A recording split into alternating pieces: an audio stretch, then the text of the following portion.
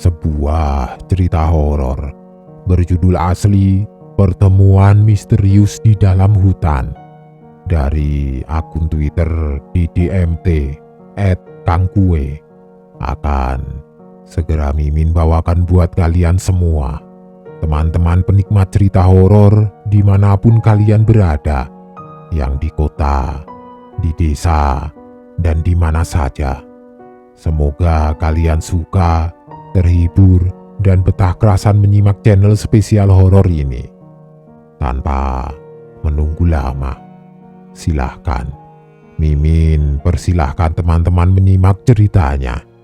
Salam horor.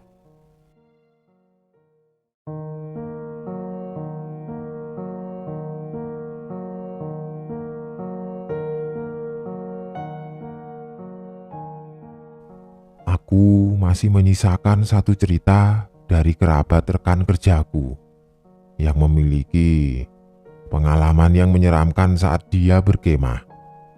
Sebut saja namanya Dani. Dan di sini dia akan menceritakan kisahnya dari sudut pandangnya.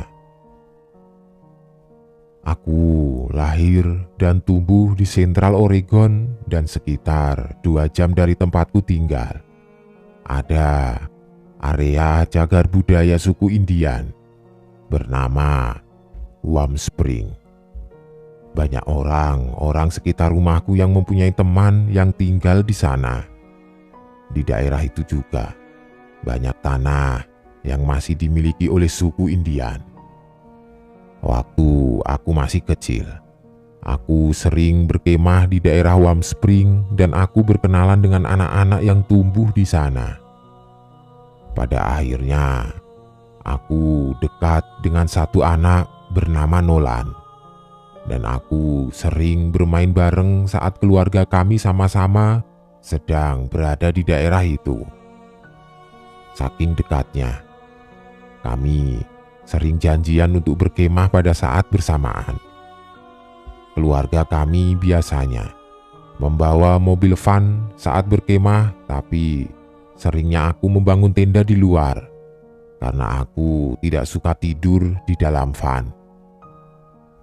Pada saat umur kami sekitar 12 atau 13 tahunan, aku dan Nolan ingin mencoba untuk memancing malam-malam dan membawa tenda kami ke pinggir sungai.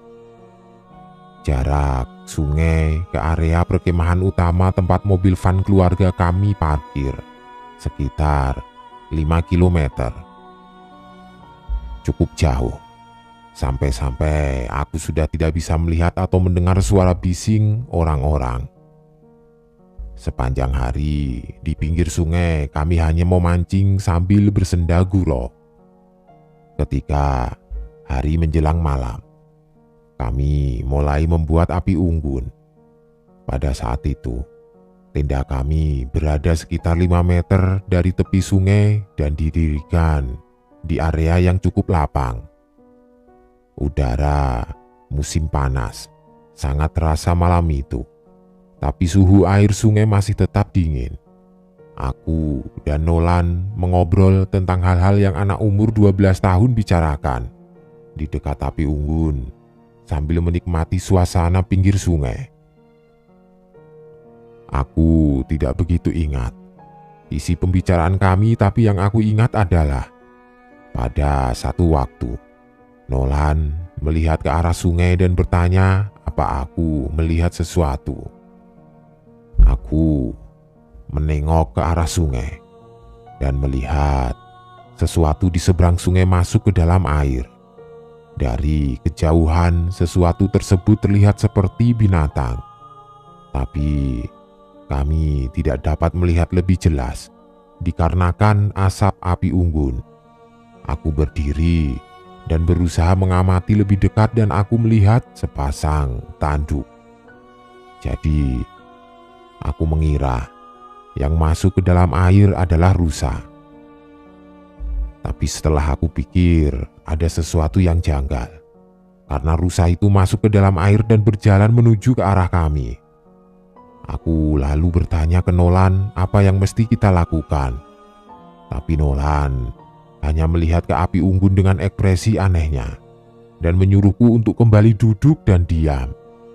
Jadi aku menuruti perintahnya karena aku tidak pernah melihat Nolan bertingkah aneh seperti itu sebelumnya.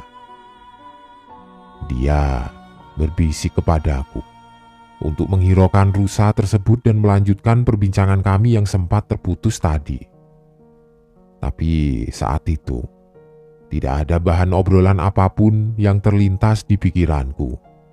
Nolan mulai membahas tentang episode sebuah acara televisi pada masa itu. Tapi aku tidak begitu mendengarkan ceritanya, karena aku bisa mendengar suara rusa itu berjalan di dalam air dan mendekat. Aku berusaha melihat rusa itu, tapi setiap kali aku mencoba mengintip, Nolan akan memukul tanganku dan menyuruhku untuk fokus menatap wajahnya. Aku sebenarnya tidak begitu takut pada saat itu, tapi hanya bingung. Lalu aku mendengar suara sesuatu keluar dari air secara perlahan dan sekarang aku bisa melihat dengan jelas bentuknya. Aku menyadari kalau itu bukan rusa, karena entah makhluk apapun itu berjalan dengan dua kaki. Aku mulai berdiri karena sangat ketakutan, tapi Nolan menarikku untuk kembali duduk dan bicara dengan suara lebih kencang tentang acara televisi yang sedari tadi dia bicarakan. Aku bisa melihat kalau dia sama takutnya dengan aku, bahkan mungkin melebihi aku. Nolan membungkukkan badannya untuk memainkan api agar tetap menyala dan berbisik kepadaku, "Apapun yang kamu lakukan, kamu jangan bicara ke makhluk itu." Aku melihat makhluk itu mendekat dan kini berdiri di belakang Nolan. Aku sudah siap untuk kencing di celana dan kabur sedari tadi, tapi aku tidak mau meninggalkan Nolan sendirian. Jadi aku hanya duduk di sana sambil mencuri pandang sesekali ke makhluk itu. Makhluk itu hanya berdiri di belakang Nolan dan pada akhirnya Nolan kehabisan topik pembicaraan dan kami hanya duduk terdiam di sana selama beberapa saat. Api unggun di depan kami mengeluarkan bunyi percikan api, tapi pada saat bersamaan aku merasa dapat mendengarkan makhluk itu berbicara dengan suara yang sangat rendah. Aku tidak bisa mendengar apa yang ia katakan, jadi aku mencondongkan badan ke arahnya agar bisa mendengar lebih jelas.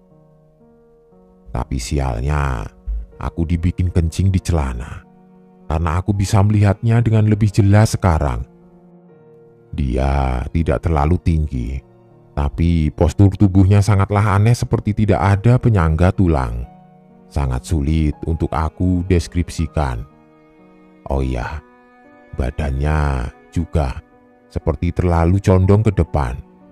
Aku melihat mata putih seputih susu melayang di atas kepala Nolan, dan samar-samar dua tanduk keluar dari kepala makhluk itu. Aku tidak tahu bagaimana reaksi mukaku waktu itu, tapi pada saat bersamaan dan tanpa aba-aba, aku dan Nolan langsung berlari kembali ke area camping utama tanpa berhenti.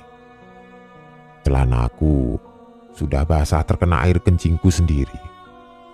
Kami terus berlari sampai menemukan mobil van keluargaku dan kami tidak melihat makhluk itu mengejar kami. Aku dan Nolan hanya berdiri di sana sambil mengatur nafas yang tersengal. Aku bertanya ke Nolan, makhluk apa yang barusan kami temui, tapi dia juga tidak tahu. Dia hanya bilang dulu kakeknya pernah memberi wejangan jika suatu saat ada sesuatu yang menghampirinya di antah berantah, jangan pernah sekali-kali untuk berbicara kepada makhluk itu atau mendengar apa yang dia ucap. Aku lalu bertanya kepada Nolan, apa dia juga mendengar Ketika makhluk itu berbicara dan dia bilang satu-satunya kalimat yang bisa dia mengerti adalah menolong kalian. Pada akhirnya malam itu kami tidur di dalam mobil van bersama orang tuaku dan esok malamnya kami kembali ke tepi sungai dan tidak melihat apapun. Aku mendapatkan cerita lagi tentang pria yang tidak memiliki wajah dari temanku. Suatu hari, temanku, Robert, sedang mengecat ulang papan pengumuman di area hutan lindung. Dan dia mendengar seorang pria menanyakan arah menuju tempat perkemahan terdekat. Robert tidak membalikkan badannya untuk melihat pria itu, karena dia sedang berada di atas tangga lipat. Dia bilang ke pria itu bahwa di sekitar sini tidak ada perkemahan. Tapi jika pria itu berkendara sekitar beberapa kilometer, dia akan menemukan bumi perkemahan di area hutan lainnya. Robert kemudian bertanya, apa dia memerlukan bantuan lain? Tapi pria itu bilang tidak perlu dan mengucapkan terima kasih kepada Robert. Robert lalu melanjutkan mengecat papan pengumuman, tapi dia tidak pernah mendengar pria itu melangkah pergi. Cerita dilanjutkan dari sudut pandang Robert. Saat pria itu datang menghampiriku, bulu kuduku berdiri. Tapi aku tidak yakin karena apa. Aku cuma memiliki perasaan tidak enak tentang semua ini dan aku hanya ingin buru-buru menyelesaikan tugas mengecatku dan pergi secepatnya dari situ. Aku pikir mungkin perasaan aneh itu muncul karena aku tidak berbalik badan untuk melihat pria itu saat mengobrol dengannya. Tapi suatu hal lain terasa sangat janggal. Sesaat sebelum pria itu datang menghampiriku, aku sempat mencium bau anyir seperti bau darah datang bulan. Aku sempat menengok ke kanan ke kiri untuk melihat apa yang menyebabkan bau itu, tapi tidak menemukan apapun. Jadi, aku menunggu pria itu untuk pergi, tapi aku tidak mendengar ia melangkahkan kakinya, yang membuatku berpikir kalau dia tetap berdiri di sana sambil memperhatikanku sedari tadi. Aku kemudian kembali bertanya apa dia butuh bantuan lain, tapi dia tidak menjawab. Padahal aku tahu dia masih ada di sana. Dengan gerakan berhati-hati dari atas tangga, aku memutar badan dan menengok ke bawah untuk melihat apa yang sedang ia lakukan. Sekarang aku akui kalau pada saat itu mungkin otakku sedang error. Tapi aku bersumpah selama beberapa detik aku melihat pria itu tidak memiliki wajah. Wajahnya seperti agak cekung dan mulus, tidak ada hidung, mulut dan organ normal lainnya. Aku hampir saja jantungan karena tidak bisa memproses apa yang baru saja aku lihat. Namun, beberapa saat kemudian, otakku mulai tersadar dan tiba-tiba pria itu terlihat seperti pria normal.